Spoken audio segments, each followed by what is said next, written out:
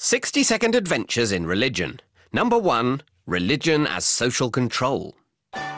Karl Marx was a German philosopher, economist, and the least funny of the Marxists.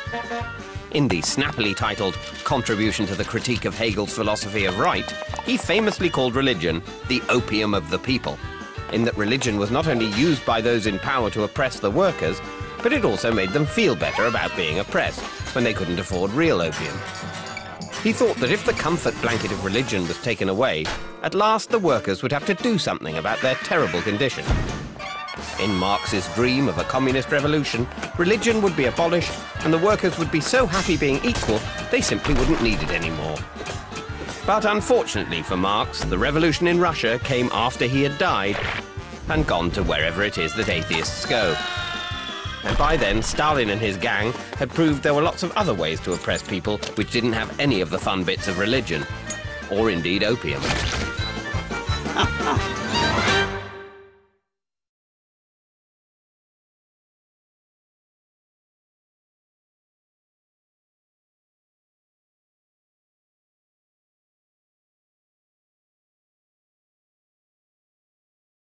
60-second adventures in religion. Number 2, religion as ritual. Isidore Auguste Marie-François Xavier Comte was a French philosopher and one of the founders of sociology who preferred to be known as Auguste.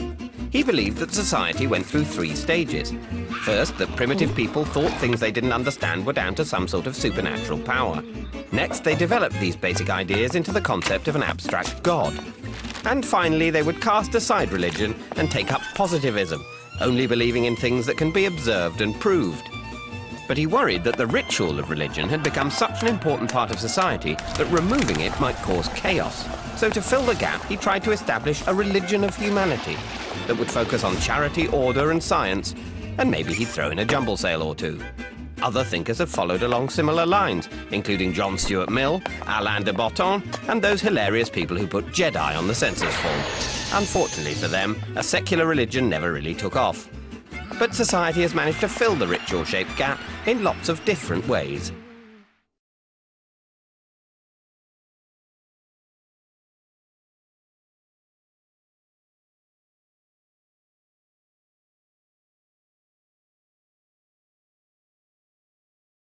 "60-second adventures in religion.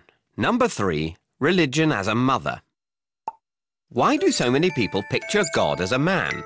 J.J. Bachofen was a Swiss professor of Roman law who was probably a bit of a mummy's boy. He thought that religion was part of a process that began in the days before monogamy, when the only parent anyone could be absolutely certain of was their mother.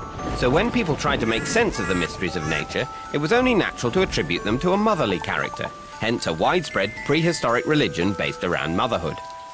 But then men started to take more of a part in the family unit, hogging the remote control and indeed global control, so the idea of a nurturing goddess was soon replaced with a male god.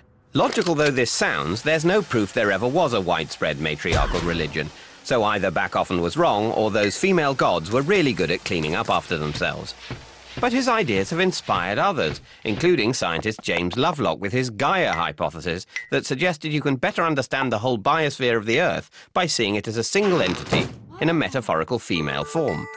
But as for those ancient goddesses, well, mum's the word.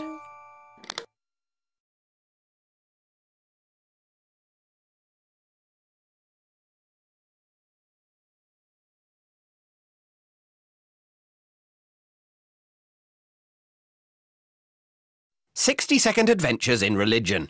Number 4, religion as a virus. Richard Dawkins is an atheist, evolutionary biologist, and probably not someone you should ask to be a godfather. He said that religion and science can't sit side by side because belief in God doesn't stand up to scientific scrutiny. But religion is still so popular because it's like a virus with an innate desire to spread itself and its various symptoms, like believing in things without any scientific evidence and judging people with different beliefs.